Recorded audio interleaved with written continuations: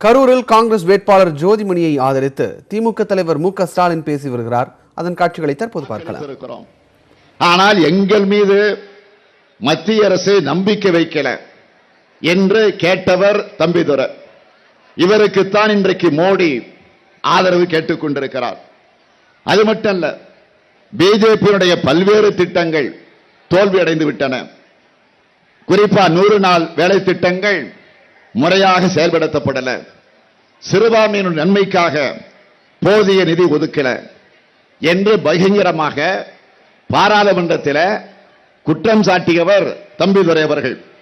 வேலையில்லா திண்டாட்டம் மிகப்பெரிய அளவிலே உருவாகி இருக்கிறது. கடந்த 45 வருஷத்தில் இல்லாத அளவுக்கு இப்பொழுது நாட்டிலே வேலையின்மை இருந்து கொண்டிருக்கிறது என்று நாடாளுமன்றத்திலே பதிவு வைத்தவர் தான் தம்பிதுரை அவர்கள். இந்தியாவில் 3 லட்சம் விவசாயிகள் தற்கொலை செய்து கொண்டு மாண்டு போயிருக்கிறார்கள். விவசாயியுடைய வருமானத்தை 2 மடங்கு உயர்த்துவேன் என்று மோடி சொன்னார்.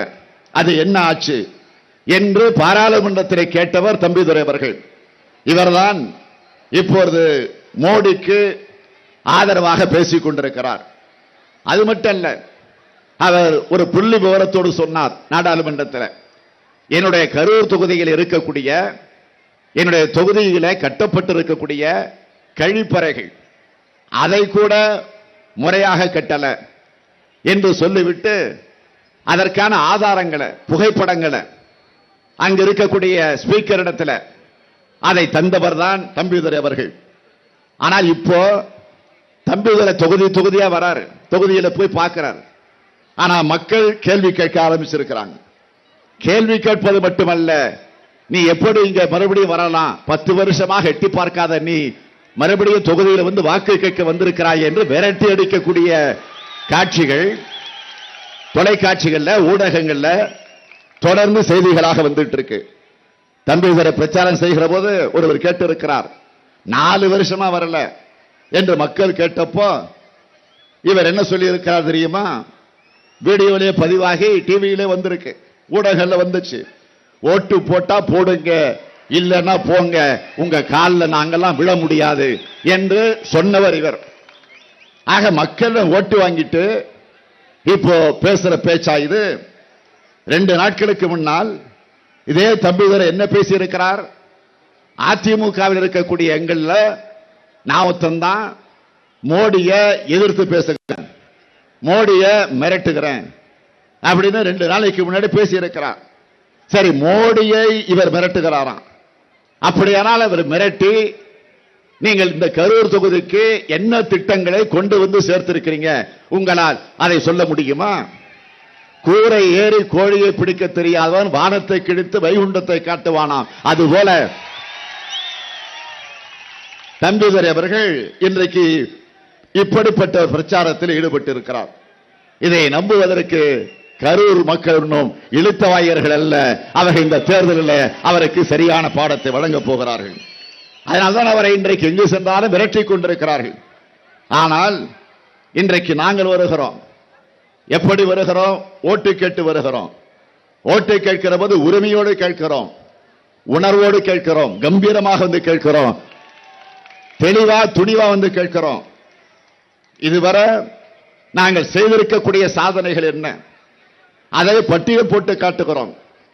ஆக மீண்டும் நாங்கள் பொறுப்புக்கு வருகிற போது என்னென்ன திட்டங்களை செய்ய போகிறோம் என்று அதையும் முறையாக அறிவித்து விட்டு வந்து உங்களிடத்தில் வாக்கு கேட்கிறோம். ஆனால் எடப்பாடி, தமிழ்நாட்டினுடைய முதலமைச்சராக இருக்கக்கூடிய எடப்பாடி பழனிசாமி அவர்கள், அவர் இப்ப ஊரா சுத்திக்கிட்டு இருக்கிறாரு. அம்மையார் ஜெயலலிதா அவர்கள் உயிரோடு இருந்த போது இப்படி எல்லாம் வேன்ல போயிருப்பாங்களா? அவங்க யாராவது ஒத்தராவது போயிருப்பாங்களா? ஆனா இப்போ ஏதோ தன்னை ஒரு எம்ஜிஆர் மாதிரி நினைச்சுக்கிட்டு வேன்ல ஏறி நின்றுகிட்டு, அது பயங்கரமான கூட்டம், மக்கள் அலையலையா வருகிற கூட்டம். அந்த கூட்டத்தில் போய் அவர்கள் இப்பொழுது என்ன பிரச்சாரம் செய்கிறார்கள்? நியாயமா ஒரு ஆட்சியில் இருக்கக்கூடிய முதலமைச்சர், அதே போல பிரதமராக இருக்கக்கூடிய மோடி, எதை சொல்லி ஓட்டு கேட்கணும்? பிரதமர் மோடி அவர்களை பொறுத்தவரைக்கும் 5 வருஷமா ஆட்சியில் இருக்கிறார். எடப்பாடியை பொறுத்த வரைக்கும் ஜெயலலிதா இருந்ததை சேர்த்து பார்த்தா 8 வருஷமா அதிமுக ஆட்சியில் இருக்கு. ஆக ஆட்சியில் இருக்கக்கூடிய அவர்கள் எங்களுடைய ஆட்சிகளை இதையெல்லாம் செய்திருக்கிறோம் என்று சொல்லி வாக்கு கேட்கணும். ஆனால் எதுவும் இல்லை. சட்டியில் இருந்தால் தானே அகப்பைக்கு வரும். ஆக எதுவும் இல்லை. இல்லாத காரணத்தினால காங்கிரஸ் கட்சியின் மீது திமுக மீது சில தேவையற்ற விமர்சனங்களை செய்து கொண்டிருக்கக்கூடிய நிலையை தான் பார்க்கிறோம். ஏதோ இந்தியாவில் காங்கிரஸ் கட்சி தான் ஆட்சியில் இருக்கிற மாதிரி, தமிழ்நாட்டில் திமுக தான் ஆட்சியில் இருக்கிற மாதிரி அவர்கள் நம்மை பார்த்து விமர்சித்துக் கொண்டிருக்கிறார்கள் தவிர வேற என்ன? திராவிட முன்னேற்ற கழகத்தின் சார்பில் நாம் வெளியிட்டிருக்கக்கூடிய தேர்தல் அறிக்கை, அதேபோல் இந்திய தேசிய காங்கிரஸ் கட்சியின் சார்பில் அன்னை சோனியா காந்தி அவர்கள் வெளியிட்ட தேர்தல் அறிக்கை, அந்த தேர்தல் அறிக்கை பற்றி இளந்தலைவர் ராகுல் காந்தி அவர்கள் பத்திரிகை நிருபர்களிடத்தில் பேசுகிற போது தெளிவாக எடுத்து சொன்னார். என்னென்ன திட்டங்களை எல்லாம் நிறைவேற்ற போகிறோம் என்று தலைப்புச் செய்திகளாக அதனுடைய முக்கியத்துவத்தை அடிப்படையாக வைத்து தெளிவாக எடுத்து சொன்னார். அதில் குறிப்பா நாமெல்லாம் மகிழ்ச்சி அடையக்கூடிய வகையில் திராவிட முன்னேற்ற கழகத்துடைய தேர்தல் அறிக்கையில் நாம் சொல்லி இருந்தோம், நீட் தேர்வை நாங்கள் பொறுப்புக்கு வந்தால் ரத்து செய்வோம் என்று. உடனே எல்லோரும் என்ன சொன்னார்கள் தெரியுமா? மாற்றுக் கட்சியை சார்ந்தவர்கள், எதிர்கட்சியில் இருக்கக்கூடியவர்கள், நீட் தேர்வை கொண்டு வந்தது காங்கிரஸ் கட்சி தானே, அப்போ திமுக கூட்டணியில் இருந்துச்சு என்று சொன்னார்கள். ஒரு உண்மையை நீங்க தெரிஞ்சுக்கணும். காங்கிரஸ் கட்சி கொண்டு வந்திருந்தாலும் திராவிட முன்னேற்ற கழகம் அதை தமிழ்நாட்டிற்குள் கொண்டு வர அனுமதிக்கல. அதையும் தாண்டி கலைஞர் அவர்கள் முதலமைச்சராக இருந்தபோது அதற்காக நீதிமன்றத்திற்கு சென்று வழக்கு போட்டார். திமுக இருக்கிற வரையில நீட் தமிழ்நாட்டு எல்லைக்குள்ள வர முடியல. ஆனால் அதிமுக ஆட்சி வந்ததற்கு பிறகு வந்துச்சு. ஆக வந்ததற்கு பிறகு அதை எதிர்க்கிறோம். தேவையில்லை, விதிவிலக்கு வேண்டும் என்று கேட்கிறோம். அரியலூர்ல பக்கத்தில் இருக்கக்கூடிய அரியலூர் மாவட்டத்தில் அனிதா என்கிற ஒரு மாணவி அந்த நீட் தேர்வின் காரணமாக தற்கொலை செய்து கொண்டு மாண்டு போனார. ஆக இப்படி ஏழை எளிய குடும்பத்திலே பிறந்திருக்கக்கூடிய, நடுத்தர குடும்பத்திலே பிறந்திருக்கக்கூடிய, தாழ்த்தப்பட்ட பிற்படுத்தப்பட்ட சமுதாயத்திலே பிறந்திருக்கக்கூடிய அந்த மாணவ செல்வங்கள் மருத்துவர்களாக டாக்டர்களாக வர முடியாத ஒரு சூழ்நிலை வந்துருச்சு.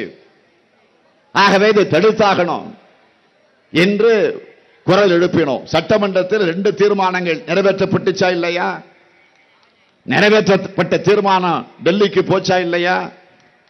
போனதற்கு பிறகு அதை பற்றி வாய் திறந்து இங்க இருக்கக்கூடிய முதலமைச்சரோ துணை முதலமைச்சரோ கல்வித்துறை அமைச்சரோ போய் நேரடியாக கேட்டார்களா? இப்போ திமுகவுடைய தேர்தல் அறிக்கையில நாம் வெளியிட்டு இருக்கிறோம் அதை ரத்து செய்வோம்னு. உடனே அதிமுக தேர்தல் அறிக்கையில் அந்த செய்தி வந்திருக்கு. நான் கேட்கிறேன், எப்படி, யாரை ஏமாற்ற? நீங்கள் உள்ளே நுழைய விட்டது நீங்கள். அது நுழைந்ததற்கு பிறகு அதற்கு தேவையான அடிப்படை கட்டமைப்புகளை ஏற்படுத்தி கொடுத்திருக்கக்கூடியவர்கள் நீங்கள். அதை வேண்டாம் என்று சட்டமன்றத்தில் தீர்மானம் போட்டு அனுப்பியதை கூட டெல்லிக்கு சென்று அழுத்தம் தராதவர்கள் நீங்கள். அடுத்த ஆண்டு நீட் தேர்வுக்கான ஆயத்த பணிகள்ல இந்த அரசு முழுமையாக ஈடுபட்டு இருக்கிறது. அதற்கான பணிகளை எல்லாம் தொடர்ந்து செய்து கொண்டிருக்கிறது என்ற ஆதாரம் பூர்வமான செய்தி வந்து கொண்டிருக்கு. ஆக அதை தடுத்து நிறுத்த அருகதை இல்ல, துப்பு இல்ல, துரும்பு இல்ல, யோகிதை இல்ல. ஆனால் உங்களுடைய தேர்தல் அறிக்கையில இன்றைக்கு நீங்கள் சொல்லி இருக்கிறீர்கள் சொன்னால் யாரை ஏமாற்ற? ஆக நாம் அறிவித்தோம். ஆக இன்றைக்கு தமிழ்நாட்டிற்கு நிச்சயமாக விதிவிலக்கு வழங்கப்படும். ஆகவே அது பரிசீலிக்கப்படும் என்பது மட்டுமல்ல, அது நிச்சயமாக அது ரத்து செய்யப்படும் என்ற அந்த செய்தியை மாநில உரிமைகளுக்குத்தான், மாநிலத்திற்குத்தான் அந்த உரிமை இருக்கிறது, மத்திய அரசு தலையிட முடியாது என்று தேர்தல் அறிக்கையிலே காங்கிரஸ் கட்சி சொல்லி இருக்கிறது. ஆகவே இதிலிருந்து தலைவர் கலைஞர் எதற்காக தொடர்ந்து குரல் கொடுத்தார்? மத்தியிலே கூட்டாட்சி, மாநிலத்திலே சுயாட்சி. ஆக அந்த முழக்கத்துக்கு, கலைஞருடைய முழக்கத்திற்கு ராகுல் காந்தி அவர்கள் வழிமொழிந்திருக்கிறார் என்று பார்க்கிற போது நான் உள்ளபடியே பெருமைப்படுகிறேன், மகிழ்ச்சி அடைகிறேன். கலைஞரின் சார்பிலே திரு ராகுல் காந்தி அவர்களுக்கு நான் நன்றி செலுத்த விரும்புகிறேன். அதேபோல விவசாய கடனை ரத்து செய்வீர்களா? ஏற்கனவே காங்கிரஸ் கட்சியின் சார்பில் ராஜஸ்தான்ல, அதே மாதிரி சத்தீஸ்கர்ல, இப்படி பல மாநிலங்களில் நடைபெற்ற தேர்தல் நேரத்தில் நாங்கள் ஆட்சிக்கு வந்தோம். 10 நாட்கள்ல விவசாயியுடைய கடனை ரத்து செய்வோம் என்று உறுதிமொழி தந்தார். ஆட்சிக்கு வந்து 10 நாள் அல்ல, 2 நாட்கள்ல ரத்து செஞ்சார். நீங்க மறந்திருக்க மாட்டீங்க, தலைவர் கலைஞர் அவர்கள் 2006ஆம் ஆண்டு தேர்தலை சந்தித்த நேரத்தில் அப்போது விவசாய பெருங்குடி மக்களுக்கு தந்த ஒரு உறுதிமொழி 7000 கோடி ரூபாய்.